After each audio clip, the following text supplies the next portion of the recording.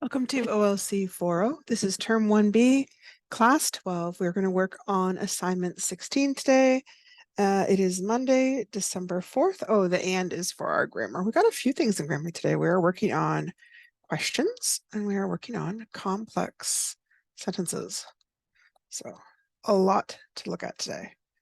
Okay, as always, contact information. Student work, please send to student.work@nnec.ond.ca.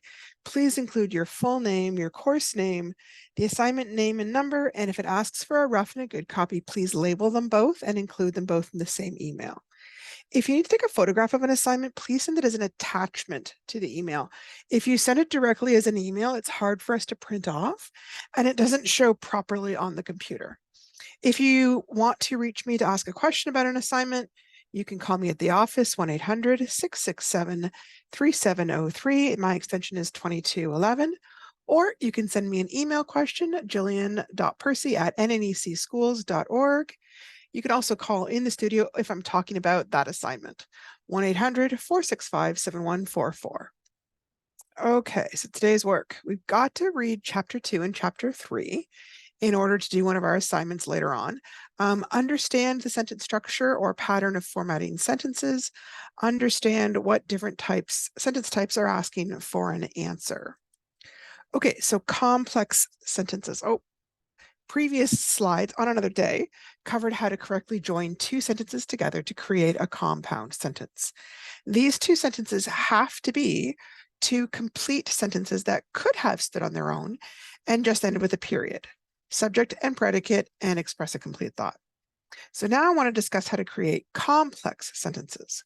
Complex sentences are trickier because they join one complete sentence, which has a subject, predicate, and forms a complete thought, with an incomplete sentence. So it will have a subject and a predicate, but it will not form a complete thought. In order to avoid confusion, since we're working on creating larger sentences, we often call these sentence sections a clause.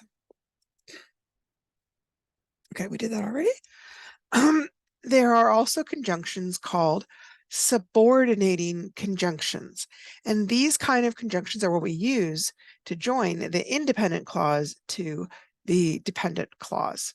So these are phrases like than, rather than, as much as, whether, they've spelled that wrong, WH instead, whereas, after, as soon as long as, before, by the time, now that, once, since, until, when, whenever, while, who, whoever, whom, whomever, whose, if, only if, unless, provided that, even if, though, although, even though. So dependent clause versus an independent clause. Any type of clause always has a subject. It has to. It's also going to have a predicate, which is the verb plus whatever other words tell us what's happening. An independent clause can stand on its own as a sentence. A dependent clause has a subordinating conjunction that creates an incomplete thought, or it's a clause that needs another clause to complete it. So here are some examples of dependent clause. And if you listen, you can see they don't sound right, like unless he brings the money, if she says yes, before you put in the eggs, once you finish the car, since you're already mad.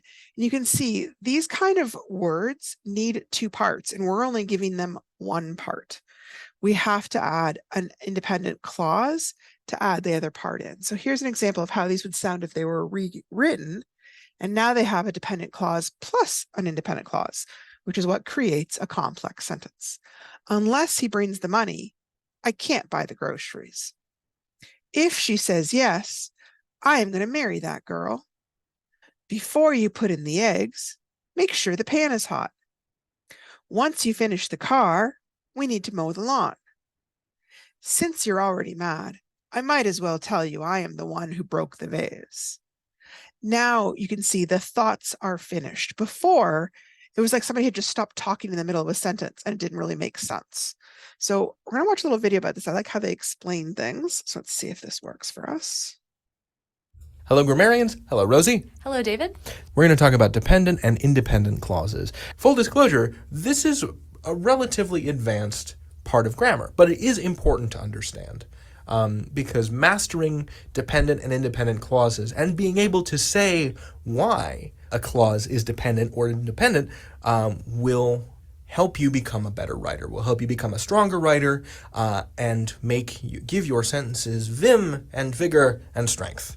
So, with all that out of the way, let's start with independent clauses, because an independent clause is basically a sentence. We established previously that all a clause is just a collection of phrases with a subject and a verb. So, for example, the sentence, I ate the pineapple, period, is an independent clause. So it's a couple of phrases. So we've got this noun phrase, I, we've got this verb phrase, ate the pineapple, and together that becomes a subject and a verb or a predicate. So, Rosie, what is a dependent clause? So dependent clause is different from an independent clause in that it can't stand on its own as a sentence. So it includes a subject and a verb, but it can't be its own sentence. And sometimes, it might look like a sentence. It could start with something like a subordinating conjunction, like the word because. Mm-hmm. For example, because it was delicious. Okay. And let's be clear here. Obviously this is an utterance that people say. If you ask me, why did you eat the pizza? I would respond by saying, because it was delicious. Why do we climb the mountain? Because it is there. I'm not saying that this is not an utterance that is made by native speaking English speakers. It is, of course it is. But you have to be aware that it is a dependent clause and therefore a sentence fragment. And part of natural informal speech is that we do use a lot of sentence fragments. And sentence fragments are not as common in formal writing. You may sometimes use them for effect. But I want you to remember that these videos are about standard American English and a kind of formal version of standard American English. And so we're trying to teach you to distinguish between independent and dependent clauses so that you can use them skillfully in the full knowledge and mastery of your choices. You got to learn your scales before you can improvise. Right. Dig. So, because it was delicious, not a sentence. This is a dependent clause because it begins with this subordinating conjunction, because. You could also work in something like although or while, and any of these would make it a dependent clause. Now, if it was just on its own, it was delicious, yeah, of course, that's a sentence. The part that makes it dependent is this subordinating conjunction. You put that onto the front of it, and all of a sudden it needs an independent clause to lean up against. I know this is confusing, so let's take a look at a couple more examples of independent and dependent clauses. So the following are independent clauses. Rosie? The bear roared. Maureen pointed out the monster. That's not our pet rabbit. And let's do some dependent clauses, and then you can see that we'll be able to combine them into sentences. While the salmon flopped, that she saw last night. Unless I'm mistaken. So you can see that these are all clauses, right? We've established that, each one has a subject and a verb. The bear roared, the salmon flopped. But all of these have some kind of, everything in orange has something that's either a subordinating conjunction like while or unless, or a relative pronoun like that. So while the salmon flopped, you can see in this context, the bear roared while the salmon flopped, you can kind of understand why this is called a dependent clause. Because by the context of this sentence, while the salmon flopped, something else was going on, right? This is kind of like background information. And it's, in fact, not necessary for comprehending the first sentence, or the first clause, the independent clause, the bear roared. And if we did combine these, you would realize that The salmon flopped is just background information. Right. Right. But we need to know what else is going on for there to be a while. So the bear roared is a perfectly sensical sentence on its own. Right. And while the salmon flopped is providing us with this extra information, the bear is roaring while this salmon flopped. But if we were just to see the sentence while the salmon flopped on its own, like say we didn't have the bear roared, it wouldn't make any, it would make less sense. Right. Because the presence of this word while indicates that something else is also going on. Right. That's what makes it dependent. So we need to have the bear roared.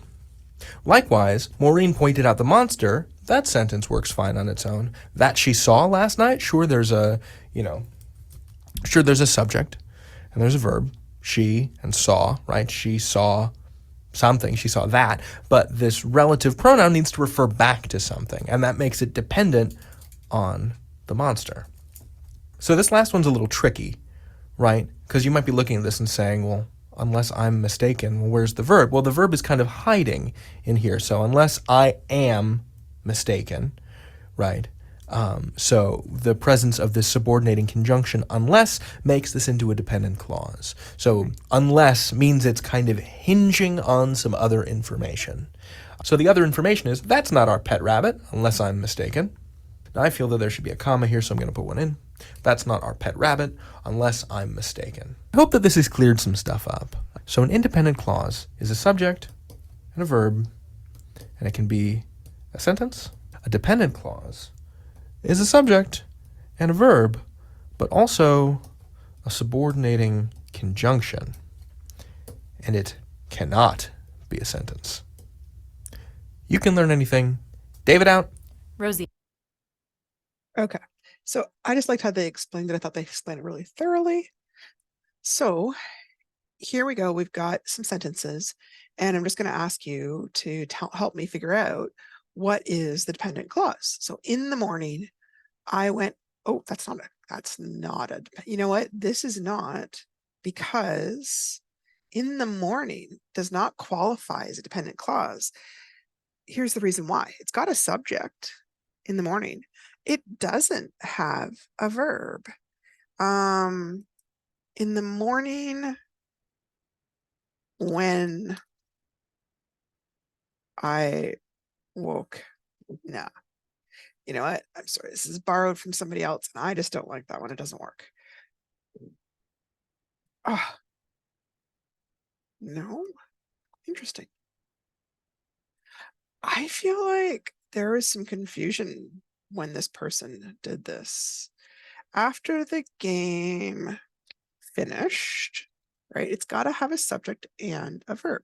After the game finished, we went out for pizza. So we went out for pizza stands on its own. After the game finished does not stand on its own. So therefore it's a dependent clause. And it's that subordinating conjunction of after. Although I left, I did not remember my roots. So I did not remember my roots is fine. Although I left is a dependent clause, and it's because of the subordinating conjunction up front. Now, this could be reversed. I could write, I did not remember my roots, although I left, or I could write, we went out for pizza after the game finished. It doesn't matter if the subordinating or dependent clause comes first or if it comes second. It can go either way. Since he was not there, I was quite upset. So that, again, is at the beginning. It's the looking for that subordinate clause that helps you. Where we are, it is the right place to be. I don't like that sentence, but it is, in fact, there is your dependent clause. Even though I am tired, I will give my best effort. Sorry, I feel fairly certain I've fixed this at least once, but I somehow have gotten the older version. Although we won, I was not satisfied with my performance. Now, I'm worried that I'm unintentionally giving you the idea that the dependent clause will always be first. So I'm going to change it just to show you how it would look, okay? Because it doesn't always come first. It really doesn't. Cut, and then we could put that here. Now, I can't start with a comma. I got to get that rid of. I saw a meteor overhead while I was waiting. Now, I can turn this into a comma if I want to. pretty common. And this can no longer be a capital because it's inside the sentence. I saw a meteor overhead while I was waiting. I could do the exact, and now this becomes our dependent clause, right? And I've forgotten something. You guys see what I forgot? It should have a period there. Okay. I can also change this over to here. This is our dependent clause. I can cut it and put it at the end. Okay. So I just don't want you to fall into the habit of thinking the dependent clause always comes first, because it doesn't. I went to the snack bar before the movie started. I feel like the person that wrote this originally, which I'm sorry was not me, might have been looking at using commas rather than just independent clauses and stuff. I am going to put a little star on that so that I know to come back and fix that, because I'm very unhappy with that. Hang on a second, guys. Sorry. Big ol' smiley face, but I'm going to turn it upside down and turn this red. Okay. Sorry, if I don't do it now, I won't remember later. Okay. Yep. Okay. We often join the two sentences together with a subordinating clause to create a complex sentence. And we do that when we need to show a relationship between the ideas or the activities in two clauses. They allow us to convey ideas or events in a more complex way by showing the types of connections between two concepts or events. All of those sentences, if you just took out the subordinating clause, you could have two simple sentences. But we really elevate the amount of information we're able to get across when we begin to create complex sentences. And we use them all the time, right? As we talk, I think it just becomes developing control over it so that we can use them when we want to, rather than just for using them without noticing. So here are some examples of the types of relationships between clauses. We can show causal relationships. In other words, the reason for something. So as, because, in order, so that, now that, since. We can grant concessions, although, as though, even though, just as, though, whereas, and while. Now I'm going to point out, look, some of them have more than one function because they can be used to convey more than one meaning. So that is what makes them sometimes tricky to use and tricky to understand. But once you get the hang of it, it's very easy. You can specify conditions, even if, in case, provided, unless. We can tell a place, where, wherever. We can signal temporal relationships. This is a really common one, I think. After, as soon as long as, before, once, still, till, until, when, whenever, or while. We can set up comparisons like as or as though, and we can set up contrasts, though, whereas, while, and although. Comparisons are often where you're trying to see, you're comparing one thing to another. It often has the idea that you're looking at similarities. It doesn't have to only be similarities. And then contrast is looking at how are things not similar or not like. That's why you might see questions sometimes in quizzes and stuff where it says compare and contrast. They're trying to make sure that you look at how they're similar and how they're not similar. Okay, so here we've got some simple sentences and we want to join them, but we want to convey a certain type of relationships. Sorry, that's coming out funny. By place. The soldiers laid the bombs, period. They could find hiding spaces. So a place subordinating conjunction might be wherever. The soldiers laid the bombs wherever they could find hiding spots. Now, because this is, whoops, I got too many E's in here. There we go. Wherever they could find hiding spaces. Because this is now inside the sentence rather than a sentence on its own, I have to take away the capital and turn it back into a lowercase. I will work part-time. The baby is due in June. So it sounds like she's going to stop in June. So I would say, I will work part-time until The baby is due in June. Cause and effect. The plants died. The dogs kept digging in the garden. So the dogs are the reason why that happened. So the plants died because the dogs kept digging in the garden. They are the reason it happened. I woke up refreshed and joyful. He had not been working for 2 weeks straight. Oh, hang on. I changed subjects there. He woke up refreshed and joyful. He had not been working for 2 weeks. Comparison. As if he had not been. Yeah, maybe. I like that. As if he had not been working for 2 weeks straight. Contrasts. He wanted to move to a new city. His wife was comfortable here. So I want to contrast these two or show how they're kind of opposed to each other. I could say he wanted to move to a new city, but would be, no, I can't do it. Even though his wife was comfortable in the old city. Ooh, that went weird. Hang on a second. His wife was comfortable in, what happened there? Apologies, guys. Sometimes that happens with formatting issues. In their old city. Okay, so now the reason I didn't use the word but is because even though sentence-wise it does make sense, it absolutely could be there. I was trying deliberately to create a complex sentence, and but wouldn't create a complex sentence. It would create what's considered a compound sentence. All right, conditions. I will make you a nice supper. You pay for all the groceries. Conditions always make me think of the word if. I will make you a nice supper if you pay for all the groceries. Granting concessions. I will let you borrow the car this weekend. You didn't remember to put gas in it last time. So it makes me picture my dad going, even though you didn't remember to put gas in it again. And I'm sorry, the formatting fell apart there again. Even though you didn't remember to put gas in it last time. Oy. My apologies there, guys. It's because it doesn't always want to, yeah.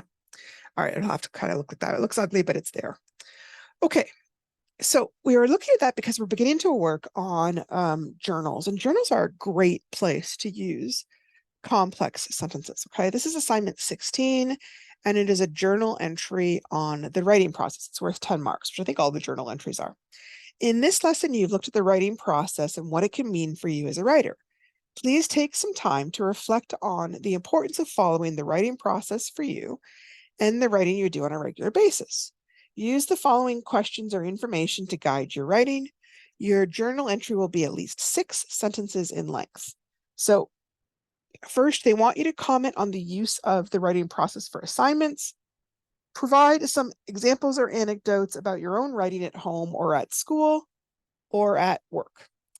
Number 2, explain which steps of the writing process seem to be more important to you personally than others, and explain why you feel this way. And number 3, which steps of the writing process do you feel you need to improve on, and how can your teacher help you to improve in this or these areas? Now, remember, they're listing these questions separately. So sometimes people want to give me an answer for this and an answer for this and an answer for this, but they don't want you to do that. They've deliberately said it needs to be like a paragraph format. Just say, they haven't used the word paragraph format, but all the journals are supposed to be paragraph format. Okay, so these are just questions to guide your thinking, but they don't want you to do question, answer, question, answer. Okay.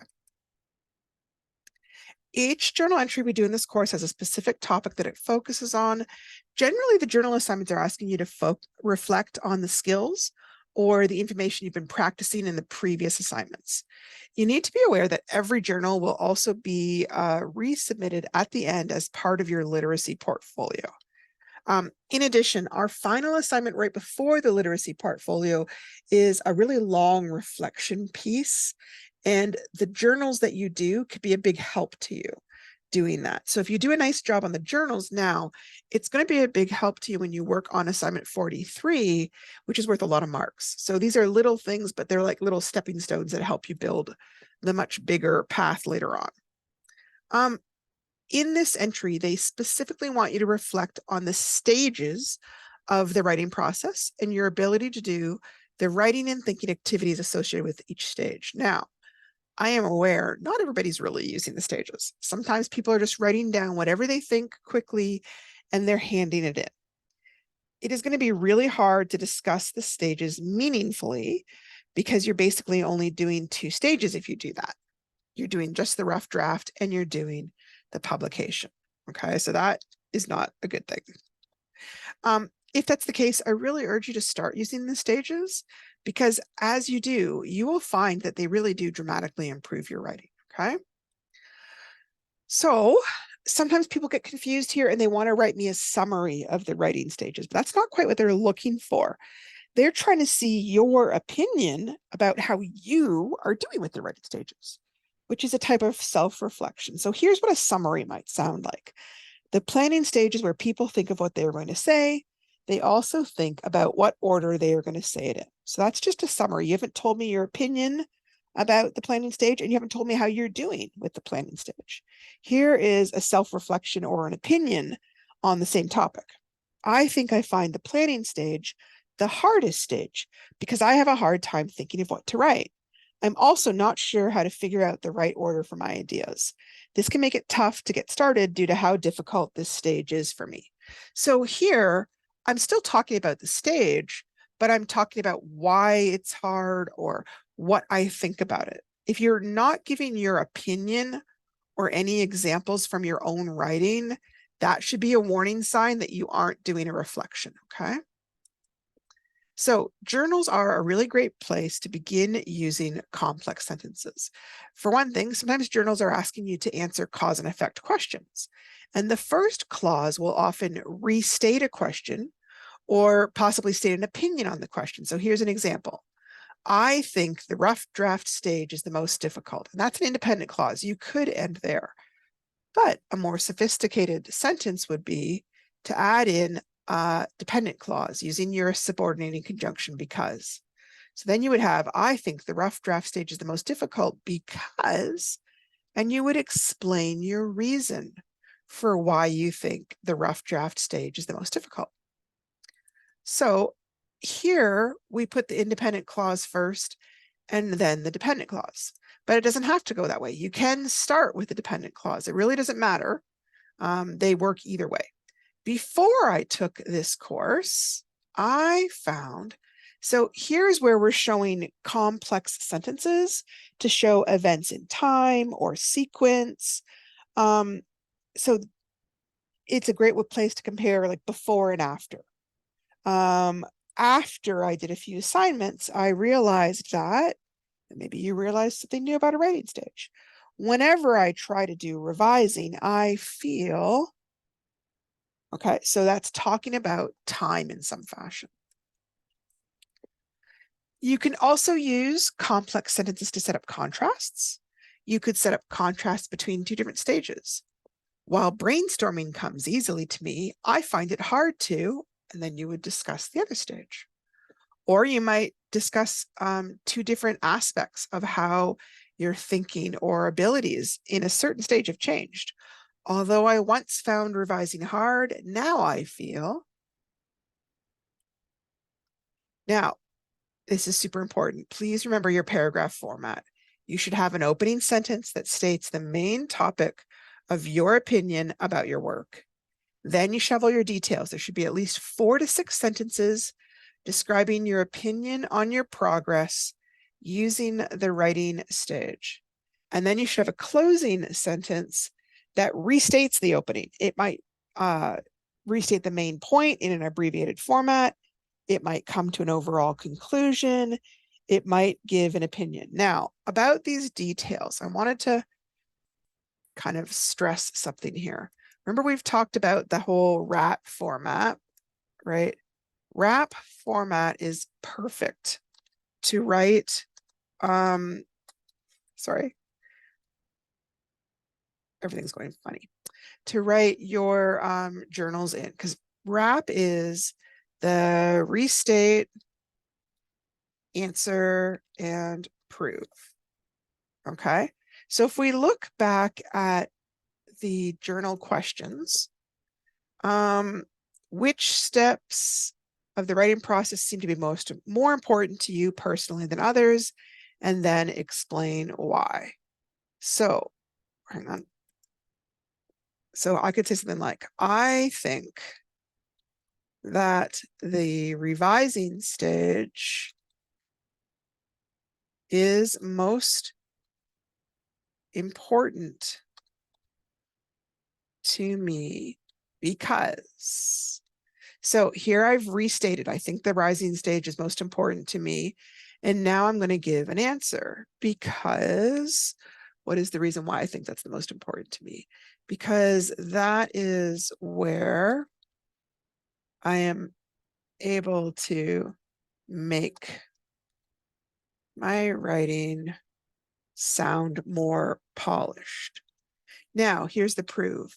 The prove doesn't have to be in the same sentence. The prove can be the next sentence. And when we were proving things about reading, we took evidence from the text. Here, you could take evidence from your own writing. So I could say, so for example,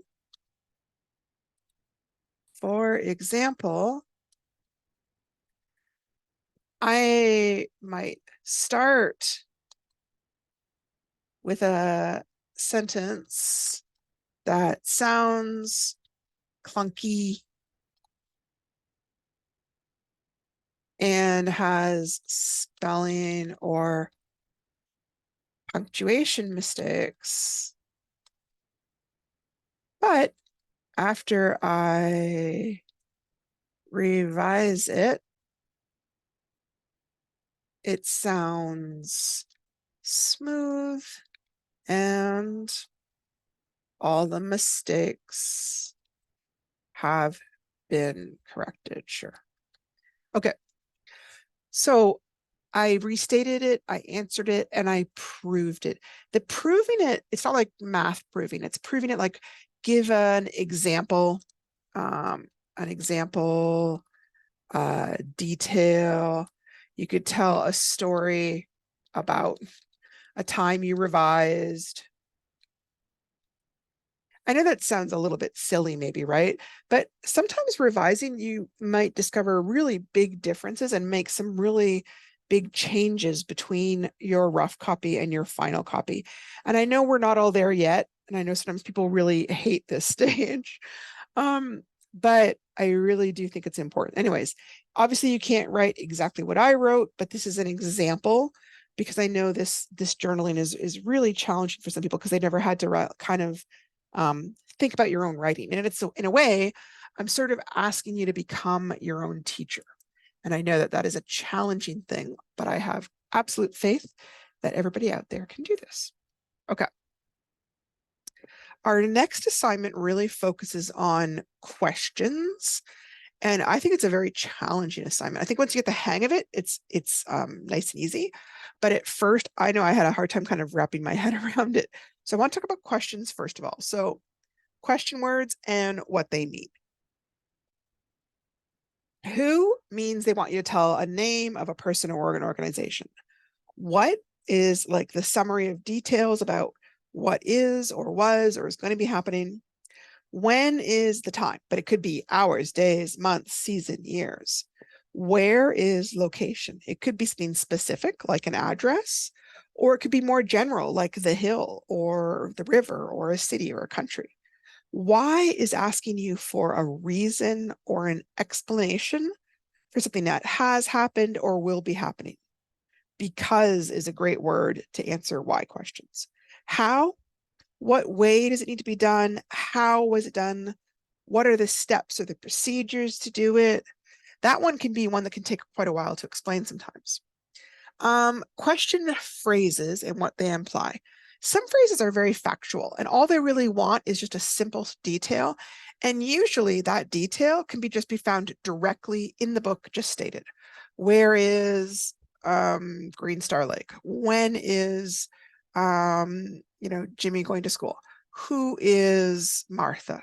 What is the problem that led to Jimmy being kicked out of Green Star Lake? Yeah. So very specific things. Now, some phrases are kind of implying that they want you to state an opinion. And anytime you're stating an opinion, this is always a great time to make a connection, right? A lot of times to your life, not always. I mean, you could do it with someone else's life, or like that's the real world or another story, but that can be a great time to introduce those kind of details. Do you think that Jimmy is going to make it? Do you believe something? What is your opinion of? How do you feel about? Explain how you feel about. All those are kind of opinion type words. Think, believe, opinion, feel. Oops, hang on. Sorry, my cursor jumped there. Some phrases are asking you to explain the steps or the procedures to do something. These are the kind of things you might see a lot of times in science questions. How would you explain the steps to? List the steps to accomplish. Order the events. That's a really common one if you're retelling a story. Put in sequence the actions that are needed. Describe the steps. Those are all phrases that indicate, tell me how to do it, right? How. Some phrases are asking you to look at two different people or two different events or two different books or objects or actions and compare them, right? How are they alike? How are they different? Compare and contrast. Compare this versus that. Contrast how this person handled it versus that person. Use a Venn diagram. Venn diagrams automatically are showing you compare and contrast. How are these events or people similar or different? Okay. So they're wanting you to kind of dive in and really explain things. These are not simple. These are not one sentence questions. These are wanting multiple sentences to explain these. Oh, okay. So lesson 5, there's only 2 more assignments and then unit 1 will be done. Lesson 5 is about writing to persuade, inform, or entertain, and it is worth 18 marks total. The first assignment is assignment 17, and it is about questions and answers, and it's about 8 marks. You've almost finished unit 1 of this course. Hopefully you've been taking some time to record the different type of reading you've been doing in your reading log and getting some ideas for your portfolio for lesson 20. Keep up the great work. Now that your news report is done, it's time to see what Jimmy is up to in your novel. This time, the only questions you're going to have to answer are ones that you write yourself. It's like you're becoming the teacher. Your task is to read the next 2 chapters, chapter 2, chapter 3, and then ask and answer questions based on the novel. Complete the question starters and then ask the questions using details, examples, and page numbers where possible from the text. Now, please don't go on to chapter 4 because we need to make predictions, I think in assignment 25. So don't read ahead or it'll make that assignment hard. Just hang on. Once we get to that, then you can read a little bit more ahead, but right now we really can't. So here's an example where I'm gonna make this a little bit different. I'm sorry, I'm gonna hang on. Okay, here we go. I'm going to cover this up just to kind of show you. What they've done is they've put a sentence starter there and they want you to finish it, but you have to finish it with a question that can be answered from those 2 chapters. So I can't say, I wonder how the book's going to end because I can't answer it from those 2 chapters. So it has to be answerable in those chapter 2 and chapter 3. So here's an example where it says, where did Jimmy want to take Jimmy in the fall? Peter, where did Peter want to take Jimmy in the fall? Peter wanted to take Jimmy moose hunting. And how do I know? Well, I found it on page 13. Okay. So here are some other things. Question 3. If you were in Jimmy's shoes, what? Now you have to finish that. That's not a finished question. You have to finish the question And then you have to answer the question. Do you think that Teresa, I don't know, what could you ask about Teresa? Question 5, what? Ooh, that's a really big one. Whatever you finish, and then you answer. Okay. So what are they asking us? Initially, I found this assignment very confusing because they aren't really asking us anything. How do we answer? Part of the assignment is just creating your own questions. This might seem really hard, or it might seem really easy, just depending on how easy you find it to create questions about a chapter. Some people find that super easy, and some people are like, oh, that's crazy hard. What are you talking about? So good questions versus bad questions. Bad questions are ones that you can't really answer. Okay. I will give you low marks if you ask a question that you yourself can't answer. What will happen at the end of the novel? Kind of a bad question, because in chapter 3, we can't really answer what's going to happen at the end of the novel. How do you think Teresa will get Jimmy back? Well, that's a bad question, because we don't even know if Jimmy's going to get back together with Teresa. Good questions have a specific answer that can be found in chapter 2 or 3. Like, I could point to the page and find it. What did this character say to the other character? Why do you think this character felt sad about? And you would explain the situation. Okay. Make sure to list the page number on your answer. When you are asking and answering questions directly from the book, there should be evidence in the text to support our answer. It can usually be found on a specific page. So here's an example of that from chapter 1. If I asked, how does Jimmy feel about returning to Green Star Lake? I can find the answer right in that chapter. It says very clearly, Jimmy feels nervous about returning to his home community. Now, I'm adding it because it goes on to talk about what caused him to leave the community. I think that that's the reason why he's nervous, and I feel comfortable putting that. It doesn't actually say it's the reason why he's nervous, though. So I could put Jimmy feels nervous about returning to his home community, period. I think that is because he remembers how the chief and council wanted him out of the community for breaking into the band office and trying to burn the building down. And that way I make it clear that that's my opinion. It's not what they said. Okay. But I also tell you, I found it on page 1. Okay. How to create a question. So question number 2 begins, how do you think? Think is suggesting that they want you to ask a question where the reader is going to have to give an opinion or maybe make a prediction about how something is going to affect something else. It could be a prediction about or opinion about somebody's choices or decisions. How do you think that this choice to do something, and you have to be specific, what is the something, is going to change this other thing? You'd have to tell me what it is, though. On somebody's actions or behavior. How do you think this person's actions, specifically specify what they did, is going to affect, and you could mention an event or a possible relationship, or you could talk about possible ways to solve a problem. How do you think this person could get out of this? And then you would mention a certain situation. Question. Oh, let me give you an example from a popular movie so you can see what I mean. So here are examples from the Barbie movie. How do you think Ken might try to impress Barbie? How do you think Barbie could let Ken know she just wants to be friends? How do you think Barbie's life might change now that she has become real?